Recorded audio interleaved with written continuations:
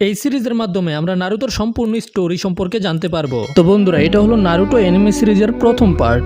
যদি এই ভিডিওতে ভালো রেসপন্স পাই তাহলে এটার পরের পার্ট অবশ্যই আসবে। তো কাহিনী শুরু হয় আজকে থেকে প্রায় 12 বছর আগের একটা সিনের মধ্যে, যেখানে আমরা দেখতে পাই একটা অন্ধকার রাতে একটা বড় শিয়ালের মতো দেখতে দানব একটা গ্রামের ভিতরে ঢুকে পড়ে। এই শিয়ালটার অনেক বড় বড় লম্বা লম্বা 9টা লেজ ছিল। এগুলো এত শক্তিশালী ছিল একটা পাহাড়কেও ধ্বংস করে ফেলতে পারবে। ওই গ্রামের নিনজাগুলো ওই নাইন টেলসের উপরে হামলা করে। তারা সবাই অনেক চেষ্টা করে, এটা করতে গিয়ে অনেকগুলো নিনজা নিজেদের প্রাণ হারিয়ে ফেলেছে, আর অনেকেই এখন আহত অবস্থায় লড়াই করার চেষ্টা করছে। এই ফক্স এত বেশি শক্তিশালী ছিল যে কেউ তার কোনো কিছুই করতে পারছিল না। কিন্তু তখনই সেখানে এই গ্রামের সবচেয়ে পাওয়ারফুল নিনজা ফোর্থ হোকাগে এখানে চলে আসে। আসলে হোকাগেকে তুমি ভিলেজের রাজা বলতে পারো। ফোর্থ হোকাগে নিজের প্রাণের ঝুঁকি নিয়ে ওই নাইন টেলসের সাথে লড়াই করে, আর তাকে একটা ছোট নিউবর্ন বাচ্চার মধ্যে সিল করে দেয়। এরপর আমরা 12 বছর পরের সিন দেখতে পাই, যেখানে আমরা একটা দুষ্টু বাচ্চাকে দেখতে পাই, যার নাম হলো নারুটো উজুমাকি। এই ছেলেটা এত বেশি দুষ্ট ছিল যে সে গ্রামের হোকাগেদের স্টোন ফেসের মধ্যে পেন্টিং করে সেখান থেকে পালিয়ে যায়। তাদের চেহারার মধ্যে হাবিজাবি এঁকে একেবারে নোংরা করে দেয়। আর এগুলোতে বিরক্ত হয়ে সেখানের নিনজারা থার্ড হোকাগের কাছে যায়, আর তার কাছে নারুতোর বিচার দেয়। নারুতো একটা দেওয়ালের পিছনে লুকিয়ে ছিল।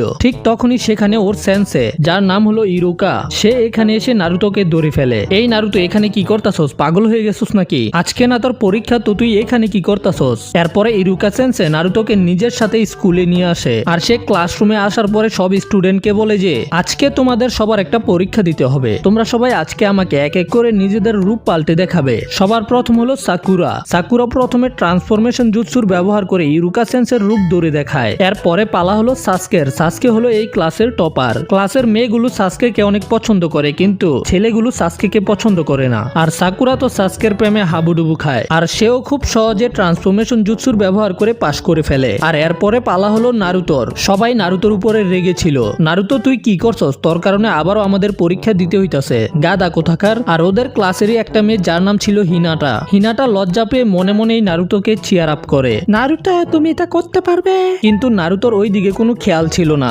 এরপরে নারুতো নিজের ট্রান্সফরমেশন জুৎসুর ব্যবহার করে, আর নারুতো একটা সেক্সি মেয়েতে ট্রান্সফর্ম হয়ে যায়। এটা কি দেখতে পাইতাছি আমি? আবার সামনে কুয়াশা কেন? এটা দেখে ইরুকা সেন্সে আরো বেশি রেগে যায়। আরে নারুতো, তুমি এটা কি করতাছো?